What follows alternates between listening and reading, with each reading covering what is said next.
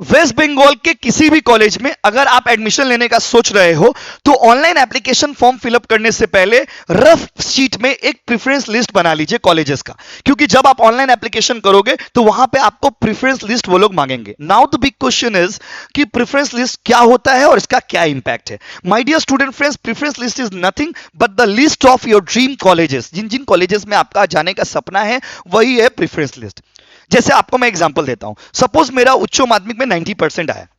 अभी क्या है, मैं चाहता हूं कि बीइंग अ कॉमर्स स्टूडेंट मैं वेस्ट बंगाल का नंबर 1 कॉमर्स कॉलेज मतलब गोइंका कॉलेज में जाऊं। तो मैंने क्या किया, मैंने सबसे पहला प्रेफरेंस में गोइंका कॉलेज को रख दिया।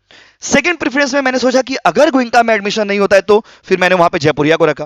फिर मैंने सोचा अगर जयपुरिया में भी एडमिशन नहीं होता है तो फिर मैंने उमेश चंद्र में को रख दिया। फिर मैंने बोला कि चलो अगर इन तीनों कॉलेज में से किसी कॉलेज में मेरा नाम नहीं आता है तो मेरे घर के पास में सुरेंद्रनाथ कॉलेज है, हम सुरेंद्रनाथ कॉलेज में चले जाएंगे। तो प्रेफरेंस नंबर 4 में सुरेंद्रनाथ कॉलेज को आपने रख दिया। तो प्रेफरेंस लिस्ट इस स्टाइल में, इस एटीट्यूड में आपको बनाना है कि आपको कौन सा कॉलेज में जाना है, इसके ऊपर डिपेंड करता है। और याद रखिएगा आप सभी का प्रेफरेंस लिस्ट अलग होगा, क्योंकि आप लोगों में कुछ बच्चे इस वीडियो को देखने के बाद बोलोगे सर आप एक प्रेफरेंस लिस्ट बना दीजिए।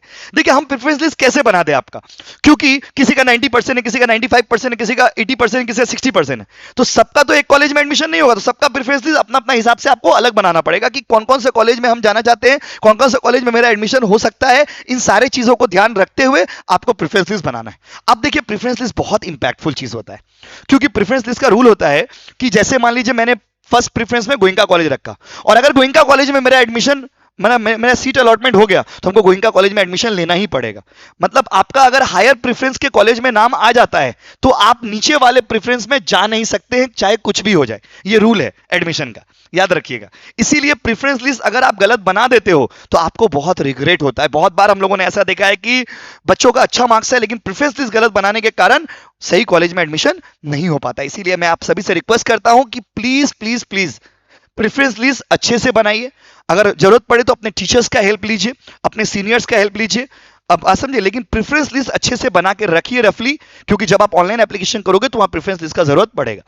और अगर गलत प्रेफरेंस लिस्ट बना दोगे तो फिर आपको रिग्रेट होगा। तो इस वीडियो को अपने सारे दोस्तों में, फ्रेंड सर्कल में, सारे लोगों में शेयर कर दीजिए, जिससे किसी का भी ऐसा मिस्टेक ना हो। और आपका अगर कोई भी डाउट है तो कमेंट सेक्शन में ड्रॉप कर दीजिए। और एडमिशन से रिलेटेड हर एक इंफॉर्मेशन हम आपको देते रहेंगे, लेकिन आपको क्या करना है, भाई को फॉलो कर लेना है। यूट्यूब से देख रहे हो तो सब्सक्राइब कर लेना है, क्योंकि पढ़ाएंगे, लिखाएंगे, सिखाएंगे और इंफॉर्मेशन भी टाइम टू टाइम देते रहेंगे। Thank you.